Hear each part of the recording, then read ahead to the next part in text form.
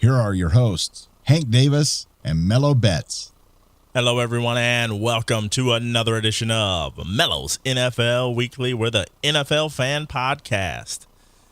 I'm your host, former professional athlete Hank Davis, and joining me on the line, he is our resident professor of sports and the gambling guru. He's Mello Betts. How are you, buddy? Hey, I'm doing all right, but I'm kind of waiting for my standing ovation, because if the refs can get one, I certainly deserve one.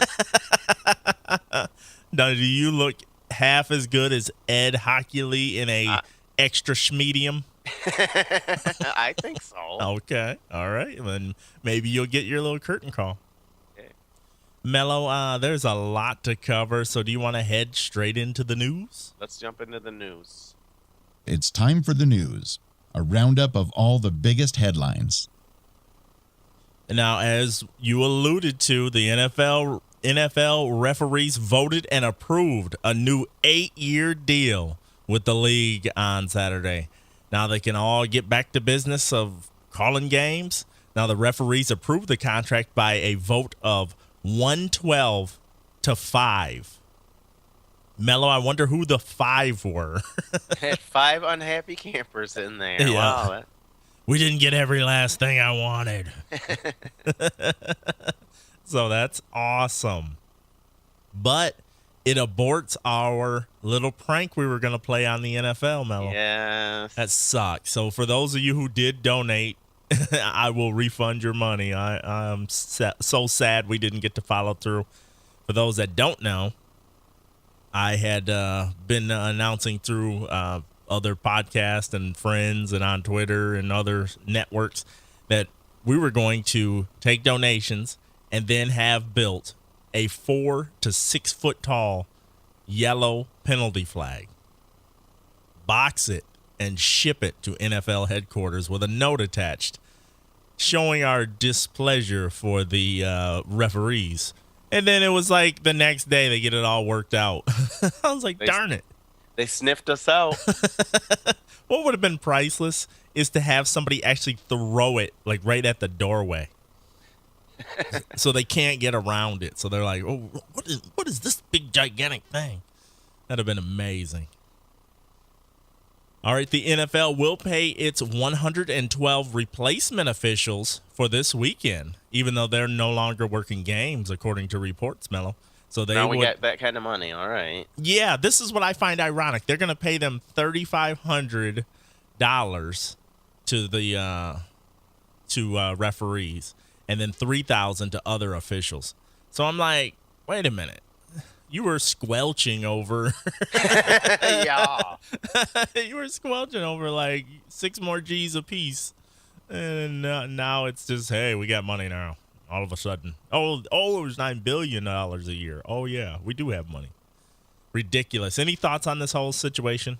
You know, I just got to say, the NFL needs to be careful. I know they're the biggest, baddest thing going, but this is 2 years in a row that you've jeopardized the quality of your product. You're not going to capture those fringe fans doing your business this way. Yeah, you're going to have a hard time getting Lost fans, Revolution fans, too. Oh, you're not talking about Fringe, the TV show, though. Oh, no. Absolutely not. I'm not talking about it or watching it. Oh, there's an observer right here in this podcast. Monday night's controversial touchdown call that gave the Seahawks a 14-12 victory over the Packers had an immediate impact on gamblers, Mello. Not that anybody should be doing that. It should only be for entertainment purposes only. But that little swing there at the end could have cost as much as $150 million. I've heard some reports saying up to $300 million. Wow. Mello, any word out of Vegas? There was one sports book that was refunding, and the other ones didn't really care for that. They said, what would be the criteria for refunds if you start getting into that? But, I mean, there's no controversy about that. That was horrible, and shame on Pete Carroll for trying to blow that off like this is just matter of fact. Yeah, he is getting more and more ridiculous as the weeks, months, and years go by. Mello, is it ironic? Is it just coincidental that you tick off Vegas and then all of a sudden you get a deal done? I'm telling you, that happened like bang, bang. No. I'm just saying. I'm not trying to point out a conspiracy. Yes, I am. I am. But it just seems kind of odd to me. I think it seems real peculiar. Yeah, you start messing with our money, and now you get problems. They're still looking for Hoffa, you know that. Stadium developers cleared the final political hurdle to bringing the NFL back to L.A. And that's the city council in L.A. They approved plans to build a $1.5 billion football stadium downtown. Woo-wee. The next step before construction can begin is to convince an NFL team, or maybe two, to move. Oh, Here's, Mello, you always love these statements that start with somebody prefacing that they're not trying to do something. So I'm going to give you one of the best ones. We're not trying to steal a franchise. Oh, okay. And we're not trying to force them to move before they make a decision to move. That's up to the individual owners out there today. But we will be very active in letting them know, despite what a lot of people thought, we have a deal with the city. We've gone through the process, and we are shovel ready. Oh, my goodness. So Goodell sent out a little note to all 32 teams saying that, hey, if you want to apply for this, it's got to be between January 1st and February 15th of 2013. And then a franchise has to be able to prove that it has exhausted all attempts to remain in its current location. That's the part right there I think is going to be a toughie, Mello. What are your thoughts? Yeah, that's what a little stipulation that is right there. The first team that comes to mind is Jacksonville with their terrible attendance. But I am just so tired of if we build it, they will come mentality in L.A. There's a lot of things to do out there, and they haven't supported their teams in the past. That's why they've been, and then they moved, and then they're back, and then they moved on and stuff. I am just not as obsessed as the league is with having a team in L.A. My thing is they must know something we don't know to go through this whole process. Oh, like they this. got to. You don't start plans for a $1.5 billion. That's more expensive than Jerry Jones's palace down there. Because this part of this seems to have the makings of the Cleveland Browns leaving in the middle of the night. Yeah. It just seems to have that same flavor of, collusion. I hate to use that word, but Yeah. collusion. When it applies, it applies. How many teams do we need? I know California is a big state. How many teams do they need over there? You said it best, I think, even last season, where these fans, if this product's not good, they're not going to go. They aren't. There's a ton of other things to do, and they will go do those other things. And it's like, oh, New York's got 2 teams, so we should have 2 teams. That's what it seems like, tick for tat.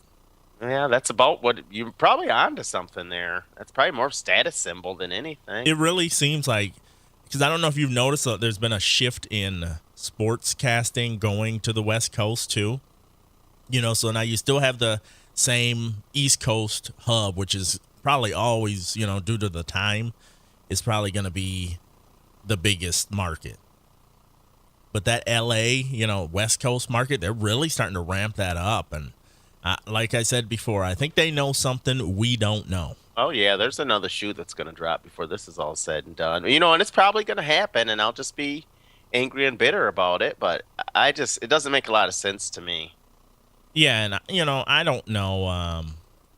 I don't know who's going to do it, but they're not going to make any friends. I'll put it like No, they are not. And look at, like, in basketball, you get Oklahoma City. I mean, they love that team. What else is there? And, like, Kansas City, they don't have college football there, do they really? So Yeah. it's like a college atmosphere. You could have – I'm sure there's another place in the country where you could set it up like that, whereas in L.A., I'm just saying the fans are going to be finicky, and I doubt they're going to be loyal. And if you don't have a quality product, forget about it. Yeah, because I can see it just being more of a red carpet kind of. Yeah.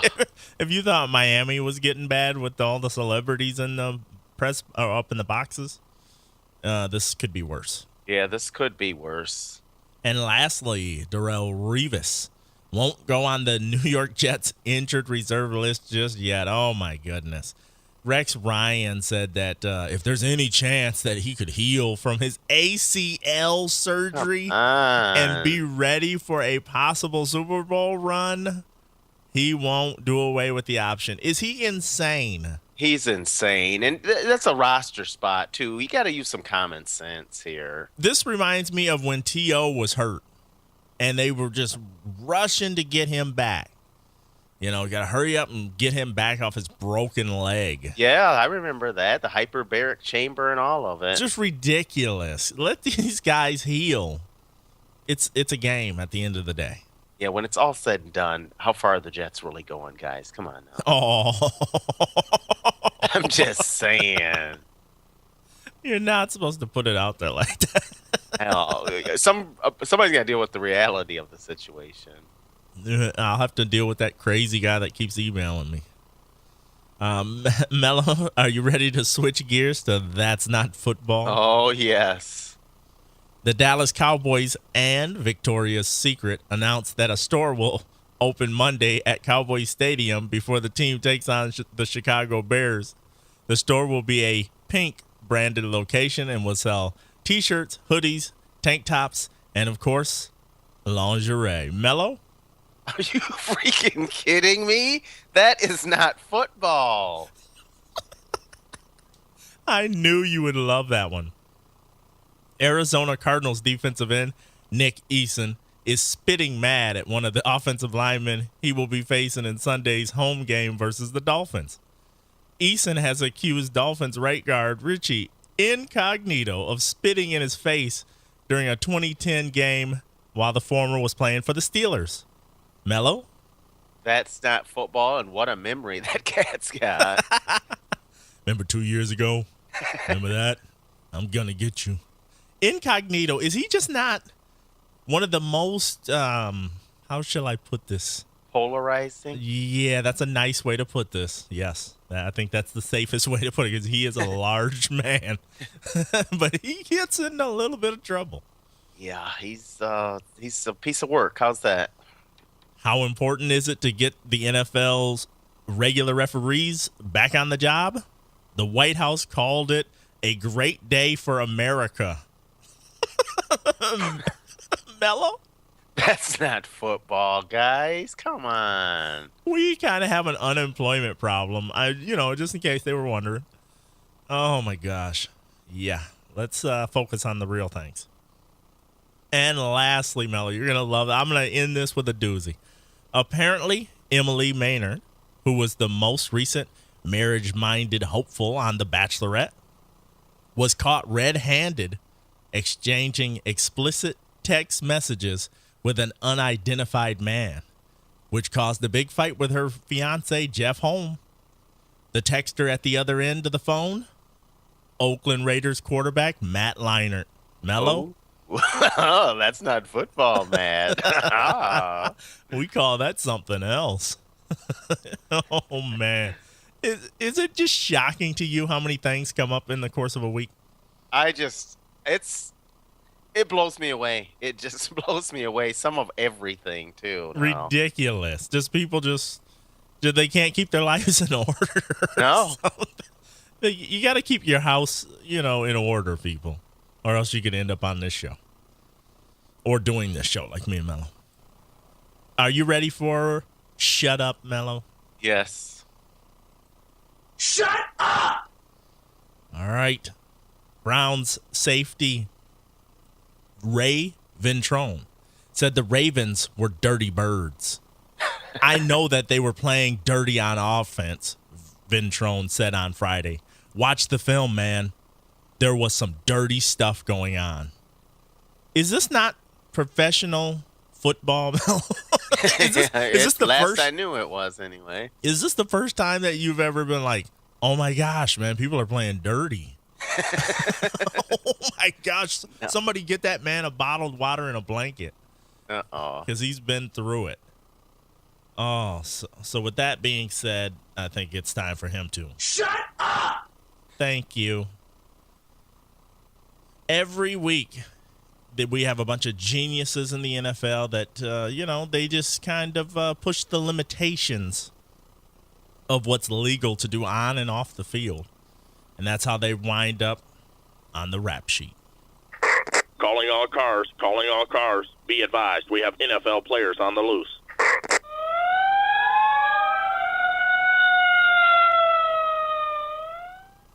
Denver Broncos linebacker Joe Mays has been suspended for one game and fined $50,000 by the NFL for his hit on Houston Texans quarterback Matt Schaub over the weekend. Mello, you know what doctors were saying about Schaub? What? His ear and a half were ringing. Oh, no. Oh, instead of his ears were ringing, his ear and a half. Hey, he went to Holyfield's doctor. The NFL fined Denver Broncos head coach John Fox $30,000 and defensive coordinator Jack Del Rio $25,000 for their behavior during last Monday night's loss to Atlanta, in which they publicly criticized officials. Ooh, were you with them on that, Mello, or were you thinking they needed to zip it? Well, I mean, to a certain point, I could see, but they were going a little over the top as far as the intimidation and all of that, acting out like that. That's just not professional. Baltimore Ravens safety Ed Reed, Detroit Lions linebacker Stephen Tulloch, and Pittsburgh Steelers safety Ryan Munday each have been fined $21,000 by the league for flagrant hits. Tulloch was involved in another play resulting in a fine for Tennessee guard Leroy Harris, who hit Tulloch after the whistle and was fined $10,000 for unnecessary roughness. Bengals cornerback Terrence Newman was docked $10,000 for hitting Redskins QB Robert Griffin III out of bounds. 4 players were fined $15,750 on Friday by the league.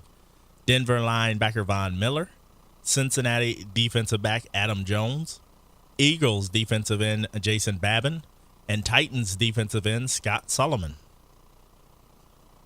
Eagles cornerback Dominique Rodgers-Cromartie lost $7,875 for a late hit against Arizona. Seattle cornerback Brandon Browner got the same fine for unnecessary roughness on Packers receiver Greg Jennings. And then we already knew about Bill Belichick and his antics. Mello, any thoughts on any of these fines? Some of those helmet-to-helmets last week. Good gosh. That hit on Schaub was ridiculous. That was scary. That one was scary. And then the Detroit Lions the Tulloch hit? That when he smoked that guy. I mean, oh my goodness. I've never seen anything like that. It was so scary to me. I'm like, and Josh get those Cribbs refs back here because somebody's gonna get hurt. Somebody's gonna get killed. And then Josh Cribbs, when he got smoked. Oh man, I just don't even want to see that stuff. How are you on the sidelines laughing and smiling after a hit like that? Man, that looked like me after some of my matches. Hey, I'm just autopilot here. A little roozy. Oh my goodness. Mello, anything before we make our picks against the spread? I am glad to have the refs back because I think they need to get this under control. When I was watching your Raiders the other week, I saw a blatant chop block. What? A guy was engaged See that?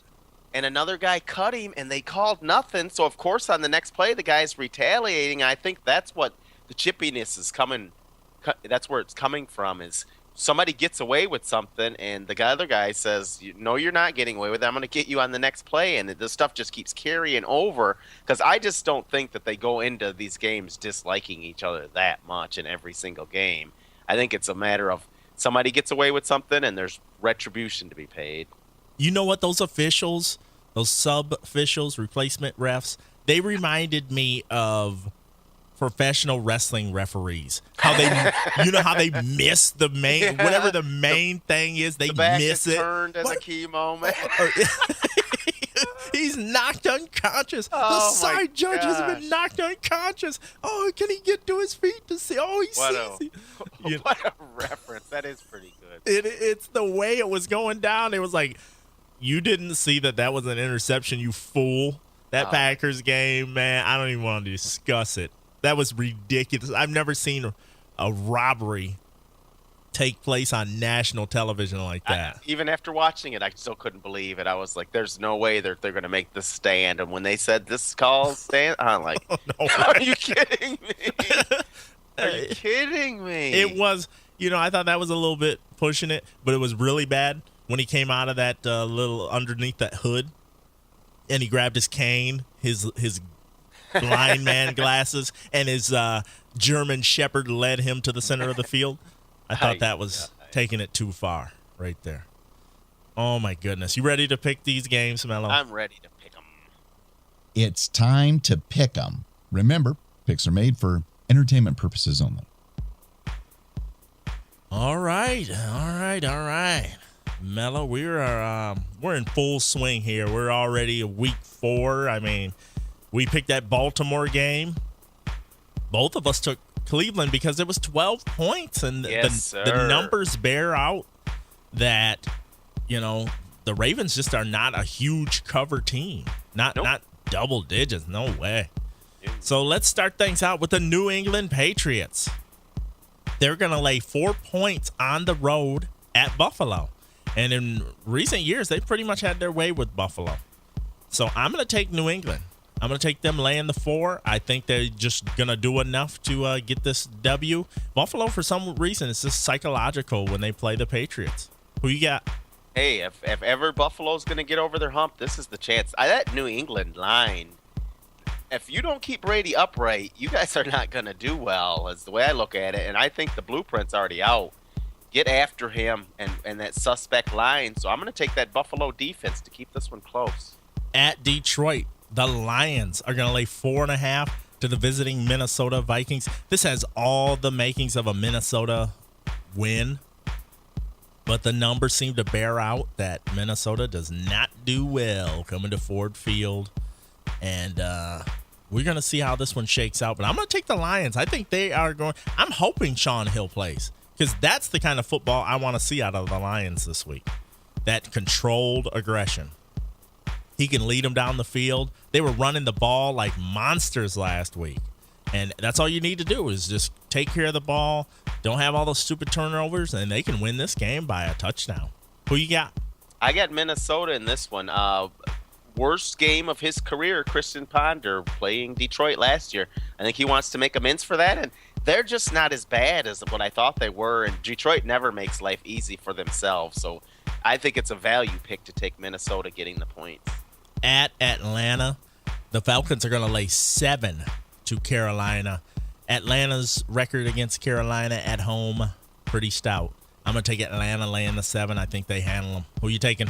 Yeah, I got Atlanta as well. I've kind of laid on the boat getting to them. Last week I had to take them because they were an underdog, but I think you just roll with Atlanta till I tell you otherwise. So let's go with Atlanta on this one.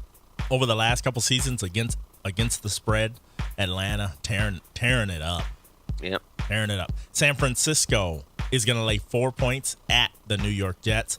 I am concerned about the West to East. I'm really concerned about that. I know that you shouldn't try to figure that in all the time, but 1 o'clock, and this could just be a sloppy, ugly field goal game. Give me the Jets getting the 4. Who you got? I'm going to take San Fran. I'm not going to pick against them 2 weeks in a row, so I'm going to take them this week, even though they're traveling across. The Jets just haven't shown me enough for me to take them. All right. Mello, you feel like playing some football about 10 a.m.? Sure. Kidding. At Kansas City, the Chiefs are going to lay 1 to San Diego. I did not know that Kansas City does well against the Chargers when they come across. So I'm going to take Kansas City. I think they're going to get this one. And San Diego is just, they're more of the same to me. Who you got? I'm going to go with San Diego in this one, but it's like a flip of a coin on this one. I'd like to take Kansas City at home, but I think, that they're a heartbreak team. You start thinking they're going to do well, and then they're going to let you down. So I don't want to deal with any heartbreak. I think San Diego's got to be embarrassed after what happened to them last week. So let me go with San Diego in this one.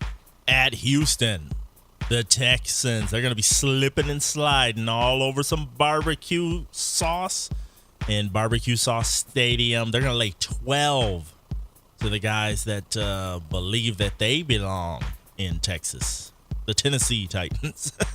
Oh, no, I forgot about that. They used to be Houston Oilers. No. The numbers bear out that Houston, over the course of their existence, have pretty much demolished the Tennessee Titans. This is a huge spread, and I'm going out there on a limb. I'm taking the Texans to get it done. I think they're going to throttle them. Who are you taking? Hey, I've taken Houston every week. I do not care what the spread is at this point. I'm going to keep taking them. I got them to cover this 12. Nice. Seattle is going to lay 2.5 on the road at St. Louis. All right, so we have another. They're not coming that far. That's not that far, is it? No. So I'm going to take Seattle, fresh off their highway robbery of the Packers. I think they are going to have some confidence and some momentum, and I think they're going to win this game. I think they actually will pull away at the end. Who you taking? Boy, I tossed and turned on this one because wouldn't it be just right to come off of a big cheating win like that and then get beat by a division rival? But I just can't pull the trigger on taking St. Louis, even though they're at home. I think Seattle's just a better team, so I gotta. St. Louis is not getting enough points for me, so I gotta take Seattle to cover. I did not know Seattle's defense was going to be this good. I'm telling you, I've seen them early on and said that's a good defense. I didn't know if their offense was going to be able to do much for them, but yeah. And that the little short quarterback, he's getting the ball over the line of scrimmage. Yes, he is. Hey, was he conflicted last week in that ripoff? Because he used to play at Wisconsin. Yeah. At Arizona, the Cardinals are going to lay 5.5 to the Miami Dolphins. I'm going to ride Arizona. I'm going to take them. I think they're just going to outgun them and win this game. Who you taking? Yeah, I love Arizona's defense, and they are at home, and I just don't have faith in Miami. I'm sorry. They can play close and play to overtime or whatever and stuff, but I just don't think that they're that good of a team. So give me Arizona to cover. At Denver, the Broncos are going to lay 6.5 to the Oakland Raiders. Didn't know this one either until I looked it up. Raiders, when they head to Denver in recent years, busted the spread every single time. Oh. So I'm going to take the Raiders getting that 6.5 and just hope that history bears out. Who are you taking? Yeah, a division game. I think Denver's starting to realize that they're not as good as what they thought they might have been. And Oakland, I think they're going to be still pumped up from that surprise win last week. So I got Oakland getting 6.5 within your division. I think that's a pretty safe one. Cincinnati, the Bungles. So they're going to lay 2.5 points on the road at Jacksonville. I hemmed and hawed on this one, and I finally settled on taking Jacksonville, getting the 2.5. Daddy needs a new stadium. Who are you taking? I have no faith in Jacksonville. I'll take Cincinnati all day, every day in this one. At Green Bay, the Packers are going to lay 7.5 against the New Orleans Saints. And New Orleans going to Green Bay have not fared well at all over the years.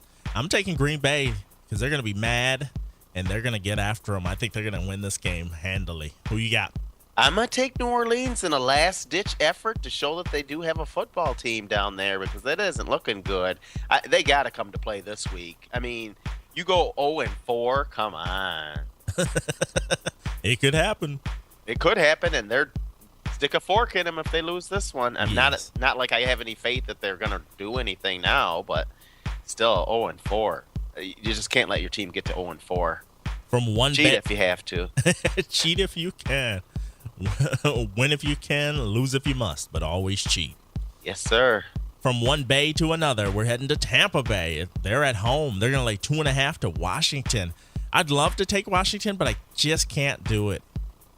That offensive line is going to get that poor kid killed.